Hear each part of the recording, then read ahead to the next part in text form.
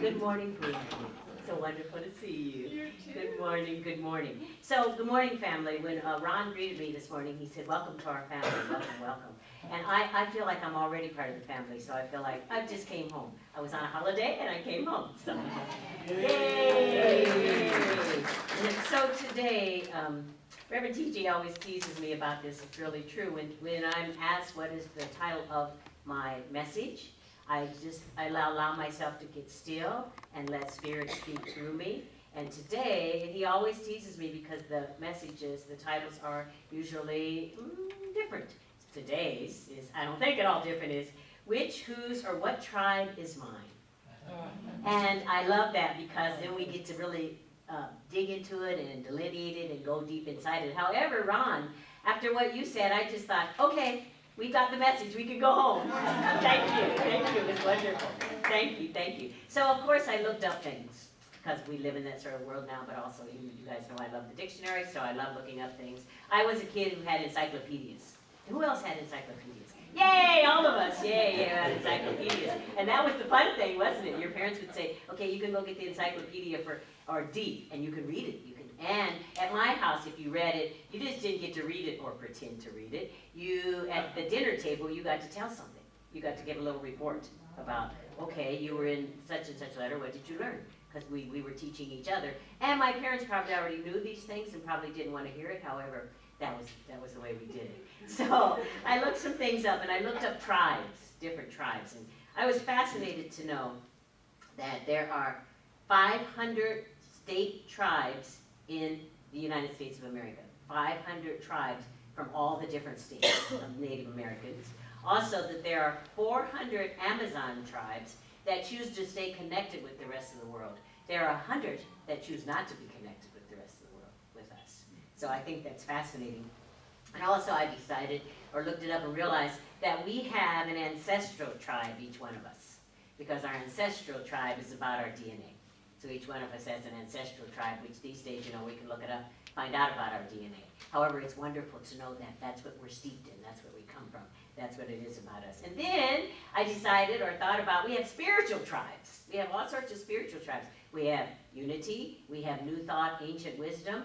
I get here early and just cool out a little, and I was parked over there today, and I saw there's someone else having a service at 9 a.m. on the other side of this street. So we have all sorts of spiritual tribes, and I love that the B'nai Brit comes here, and so we have all sorts of tribes. We're all sorts of different tribes intermixed with each other, and I think that's really important. However, what the question that came to me is, where does belonging to a tribe fit in my life? Because it's easy to be a loner. It's very easy, especially in today's world with all the social media and all the computer availabilities we have, Twitter, which I don't do, however I hear about it, Twitter, Facebook, Instagram, all the things that we have. It'd be very easy to be an inadvertent isolationist, okay? It'd be really, really easy. So I thought of the question was, so where does my belonging to a tribe fit into my life? So of course I looked up the word belong, and all the Webster definitions, this was the one that I like the best. To belong is to be properly and appropriately placed. So to belong is to be properly and appropriately placed. And that placement comes, I believe, when we say to Spirit, okay, I'm ready to incarnate now. I'm ready to go to that planet now. It's time. I'm ready for me to learn my lessons. I'm ready to bring my gifts. Because I really do believe that's how we get here. That we decide in the container of the infiniteness of Spirit, we decide when we're going to come. Because, that saying, I love it, Reverend Jones says it all the time, I'm sure she has said it here. It's for times such as these that each one of us has come. Okay, so each one of us individually, we're individuations of the one. We have chosen to come, to belong at this time. And I was looked in the Science of Mind textbook about belonging, and it said, everyone automatically attracts to himself just what he or she is. I want to add a little thing. I put the she in because Ernest Holmes wrote this book when it wasn't acknowledged that we women rule the world. So, so once again, everyone automatically attracts to himself just what he or she is. And we may set it down that wherever we are, however intolerable the situation may be, we are just where we belong. Yeah, so wherever we are just where we belong. However, sometimes when you're in a situation or a challenge, you may feel that you need to belong. You know, have you ever felt like you need to belong? What comes to mind is elementary school. And believe it or not, I was a nerd. And I was the kid with the knock knees, and I was pretty little, and I was did not give the appearance of being athletic. And so when I was in elementary school, I had a need to belong on the athletic teams, you know. Remember when they would choose people, like, okay, I choose you, I choose you, I choose you. I was the last one chosen, which turned out to be just fine because I got accustomed to it. However, it is, I love that look you're giving, it is a place where I needed to belong. You know, I had the need to belong, I had a need to be part of something. And what I didn't know, or what I wouldn't allow myself to accept as a little Verona, the little girl, the little knock-knee girl with the braids, and kind of weird, that there's no reason to need to belong because we're already there. We're already exactly in the oneness of spirit. And once we become aware that we're in the oneness of spirit, we really get an opportunity to discover and accept all of our needs are really met. I mean, think about it. All of our needs are really met. Now, maybe sometimes we may not be succinct and concise with the universal law about a need, what we consider to be a need. A need, a want, a desire, they're kind of all mushed together in there to me. However, every single one of our needs is always met. And it's the race consciousness of the world, possibly, and that by that I mean the infotainment that we call news, that makes us understand or believe, makes us try to believe that our needs are not met. But can you think of any need that you've had recently that hasn't been met? Maybe not in the way we think. Thank you, Jen, because the other part of it is that, you know, I was talking with one of my sisters the other night, and we were talking about biblical things, and she was saying something that she had a need for. And I said, well, you know, don't forget it's in the Bible. It may not come when you want it, but it comes right on time. It always comes exactly on time, and it comes exactly in the way that is the highest and the best for us. I mean, I have wanted something, and it came in exactly the way I thought I wanted it, and then when I got it, it wasn't really what I wanted.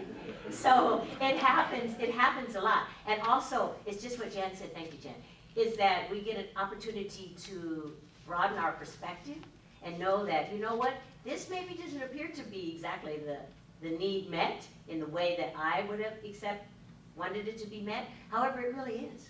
When we really get down to it and get grateful about it and really get down to the nitty-gritty of, wow, look what Spirit has given me.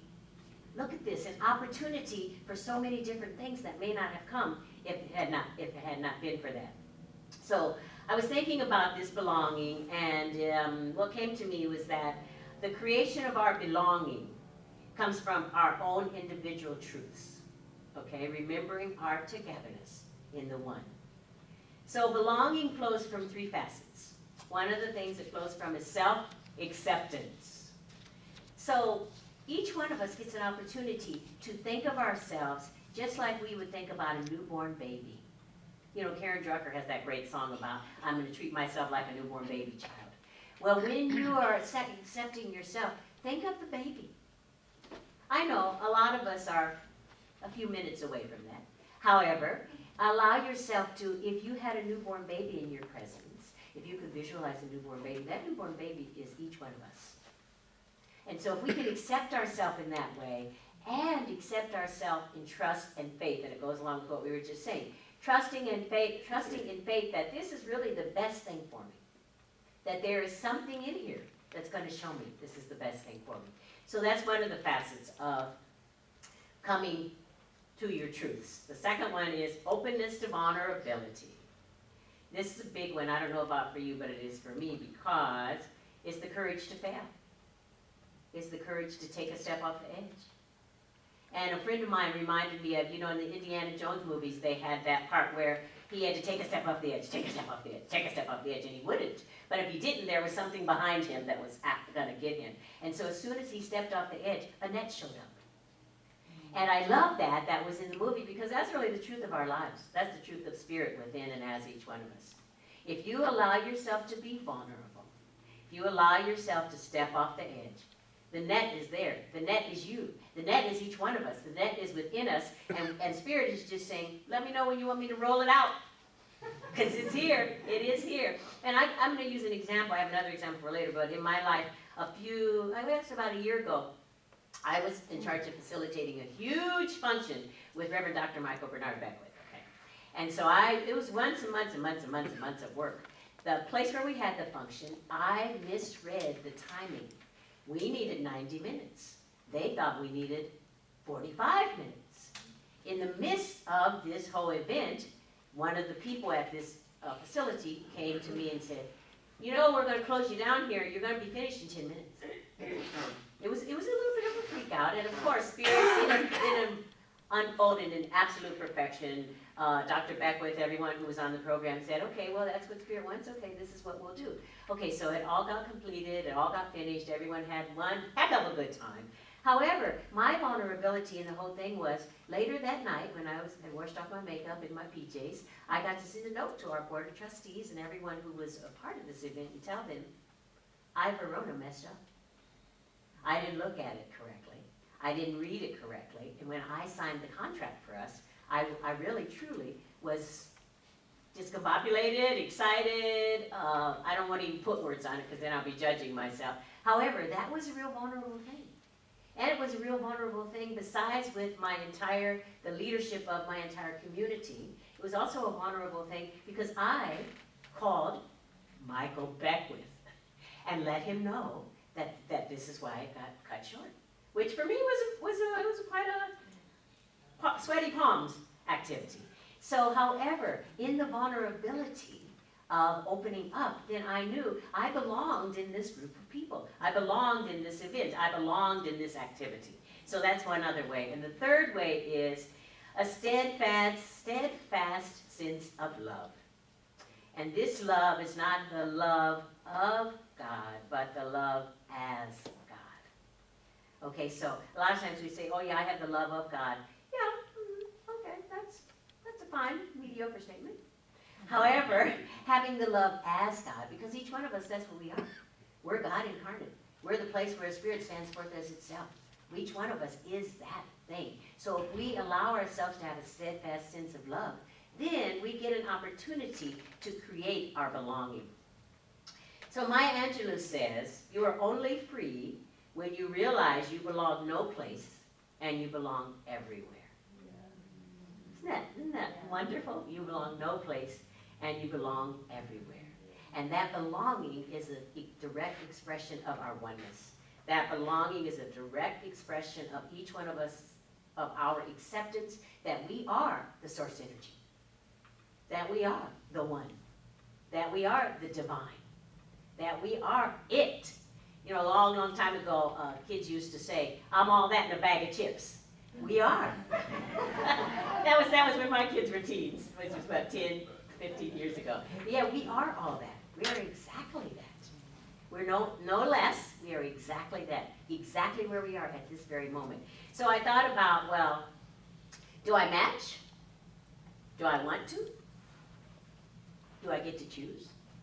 Because all this belonging talk, I'm so happy I get to be the first one of my friends, Reverend Joan and Christopher, speak later, because this belonging subject worked me, because I realized it's so wonderful when I get up here to share, is that whatever it is I'm sharing about is one of my lessons that I have taken and kind of stuck over to the side, like, okay, well, we'll get to that later.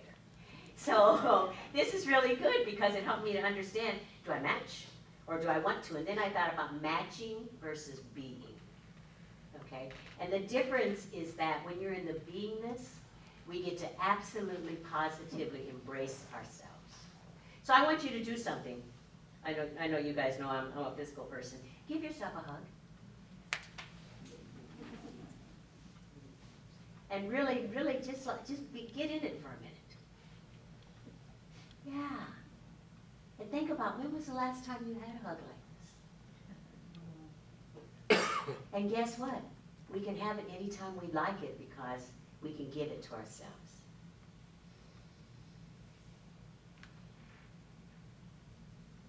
And just let it go at your leisure. Do I have to let it go? No, we don't run, okay? Ron and I will be out in the streets like this. However, isn't it wonderful? Isn't it great to know that we can embrace ourselves? I mean, because we are spirit living, we are living the divine life. We are the divine life living itself in these body temples, okay? In these what I call luxurious condominiums of spirit. So we get to know that as we do that with our physicality, because I don't want to deny that in our humanness, our physicality has a lot to do with us, you know, really, honestly. We know we're spirit within and without, but I guess, you know, this is our tool. So we get to know that just as we embrace our body temples, we get to embrace ourselves. We get to embrace all of ourselves. We get to embrace everything there is about ourselves. Because we are actually embracing spirit. However, we are embracing that individuation that each one of us is. So we can say, I'm a divine condominium. Yes! Yes, you can. Yes, you can. As long as you get the whole sentence straight. I love that. So, another way we can allow ourselves to be instead of match is we can envelop our passion. And by that I mean let your passion engulf you completely. So now you might be thinking, I don't know, Revi, I don't know if I have a passion. It's in there, okay? Whatever, you know, I was talking with yet another one of my siblings, and she was supposed to call me back in an hour. She called me back in 4 hours, and I said, listen, I have time to sit around and wait for you, which I really do, but we were just doing that. I said, what were you doing? Well, my sister, she does gorgeous, fabulous knitting. And she said, oh, I started knitting something because I was going to wait to call you, and before I knew it, I just looked up, and here we are 4 hours later. So that is an example of whatever is your passion. Whatever it is that you participate in, and the time goes by without you even thinking about it. And I might invite you, please try your best to not be in judgment about whatever your passion is, because it could be a passion, it could be thinking of a cure for cancer, or it could be a passion of making sure that the baseboards in your bathroom are clean. I mean, it could be. I mean, it really could be. It could be something minuscule or inane, or just allow yourself to understand that if you envelop your passion. Once again, I guess when Spirit was putting this through me, I was wanting a lot of this. So if you envelop your passion, you know, if you absolutely do. And the third thing that you can do to stay in the beingness versus matching is espouse your Bodhi. Okay, and that is to make your supreme knowledge and enlightenment your own.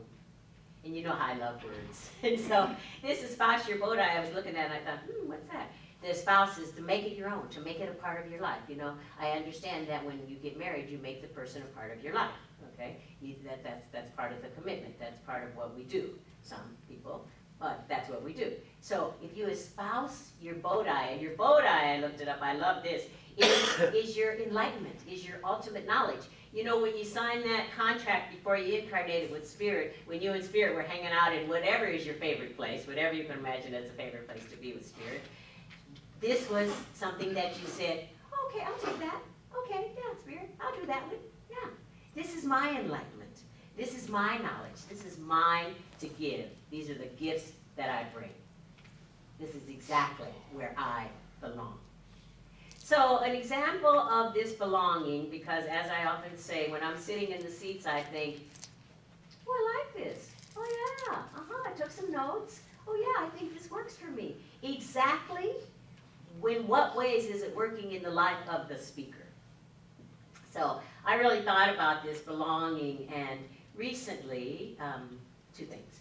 Recently, I was having a belief in lack.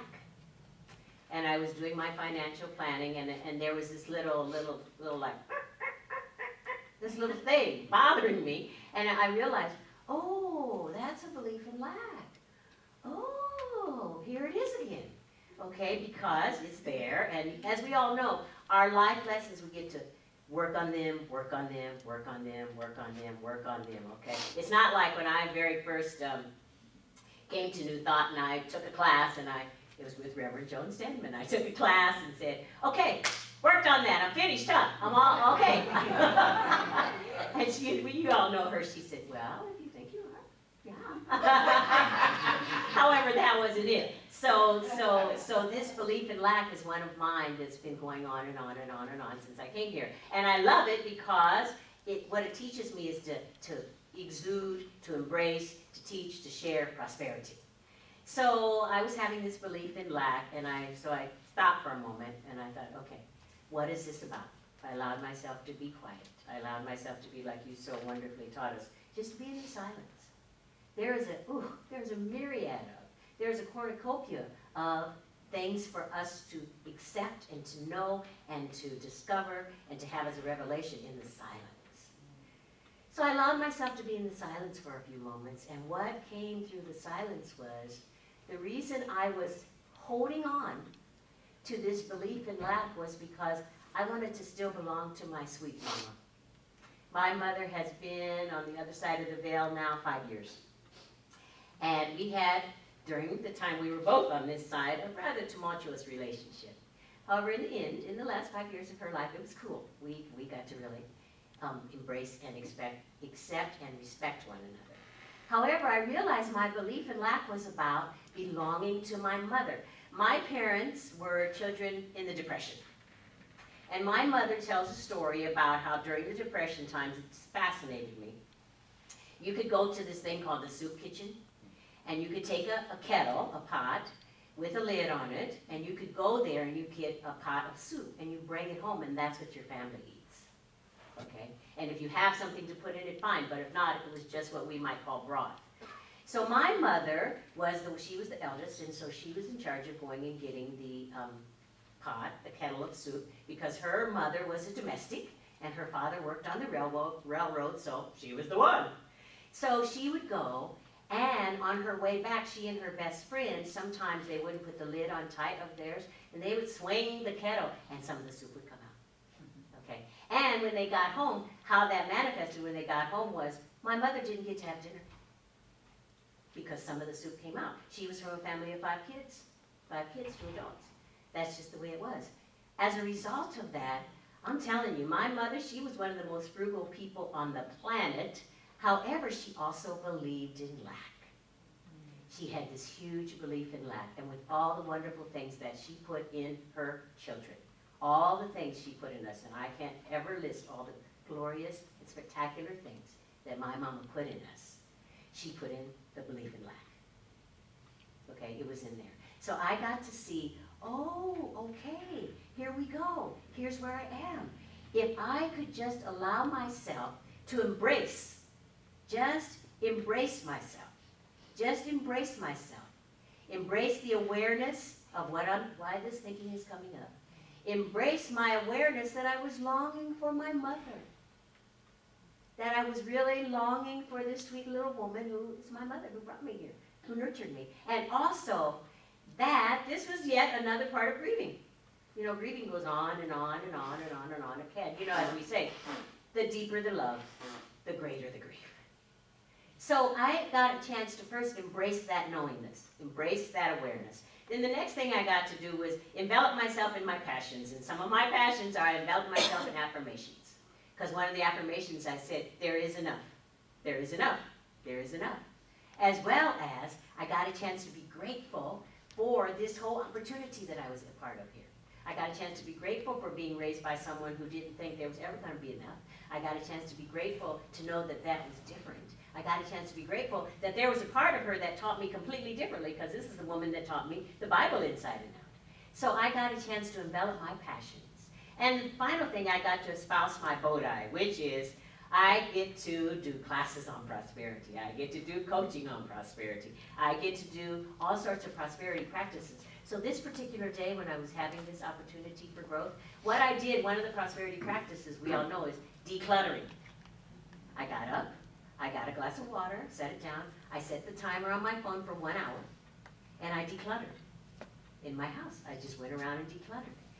Therefore, to me, it's like that's part of my expression. That's part of why I'm here. That's part of the gifts that I bring of Spirit. So in the end, I got all those things all rolled into one. Embracing, enveloping, and espousing. I was gifted with a blessing. And the blessing I was gifted with has nothing to do with cash, because we know prosperity is not just about cash. Karen asked me today when we sat down, how are you? I said, oh, I'm great. Well, I am great. However, I've been in bed all this week. Spirit threw me in the bed on Monday with chills, dizziness, queasiness, headache, and extreme fatigue. Okay, so I'm laying in bed thinking, it was Monday morning it started, I'm thinking, you have to get better, Verona. And then after I got over that humanness of me, I realized, okay, there's a lot of lessons in here. There's a lot of opportunities in here. And I've been working with this great book called It's Not Your Money by Tosha Silver. And one of this week's lesson plan, or this week's exercise, or growth work is to allow yourself to receive. Be open to receive. And the affirmation is, it's easy for me to receive. Okay, well that's not always one of my strong points. However, I thought, okay, I'm going to do this. So I'm in bed, I'm sick. I mean, I am feeling so sick that I cannot even get up to walk to the kitchen to get myself a glass of water. Well, you all know my son lives with me, 25 years old, coming through his life, being the highest and best he can be. Not very good caretaker. Okay? That is up until now. He had not had an opportunity. I allowed myself to receive. He took care of me. All this week, he took care of me. Monday, Tuesday, Wednesday, Thursday. Friday, I finally said, I'm getting out of bed, I'm taking a shower, I'm putting on real clothes. Okay, Spirit, all right, I get the lesson. However, it was such a wonderful, blessed surprise that I was able to receive, and that he was able to give me care, and really, really great care. Made me rice every day, asked me what would I like to watch. I mean, even little things like, Mom, do you feel like getting out of bed to plug in your iPad, or do you want me to come in and do it for you?